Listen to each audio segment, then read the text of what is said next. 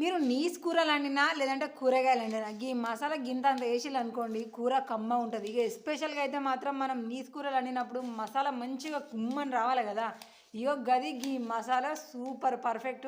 నేను ఆదివారం పూట బిర్యానీ చేసినప్పుడు గీ మసాలానే గింతంత వేసిన ఆ బిర్యానీ లెవెన్ అయితే వెంచేసింది. ఇక దీనికోసం మిక్సర్లో గింతంతా దాల్చిన చెక్క, ఒక ఎండుమిర్చి, దాని తర్వాత ఎండు కొబ్బరి, ఇక మంచిగా ఎండిపోయిన ఇలాచీను, ఇన్నన్ని మిరియాలు, ఇన్నన్ని లవంగాలు, గింతంతా పప్పు.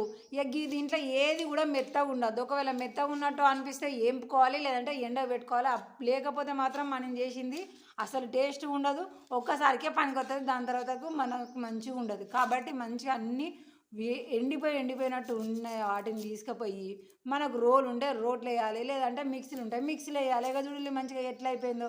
ఇక బుద్ధం అంతసేపు ఇంకోసారి 2-3 సార్లు అనుకోండి అయిపోతుంది. సో ఇట్లాంటి మసాలా మనకి కూరగాయలకైనా లేదంటే నీసు కూరలకైనా కూడా ఎక్సలెంట్గా ఉంటుంది. కాబట్టి జర్రంత డోసు మీరు ఎక్కువ చేసి పెట్టుకున్నారు అనుకోండి, మనకు 10 రోజులైనా కూడా దీని టేస్ట్ ఎడిపోకుండా ఉంటుంది. కానీ నిల్వ అనేది ప్లాస్టిక్ దాంట్లో కాకుండా సీసాలో పెట్టుకుంటే కేక్గా ఉంటుంది. నిజంగా ఈ మసాలా అనేది జనాన్ని మీరు గసగసాలు యాడ్ చేసుకుంటే వేసుకోవాలి, ఇంకా సూపర్గా ఉంటుంది.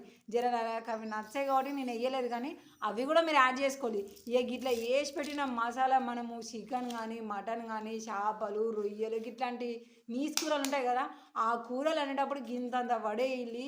వేయక ముందుకు ఒకసారి టేస్ట్ చూడాలి, వేసిన తర్వాత టేస్ట్ చూడాలి. వారెవ్వ కేక్గా ఉంటుంది. ఇలా ఈ మసాలాతోని కూరగాయలు అయితే మాత్రము సూపర్గా తింటారు మీరైతే మాత్రము.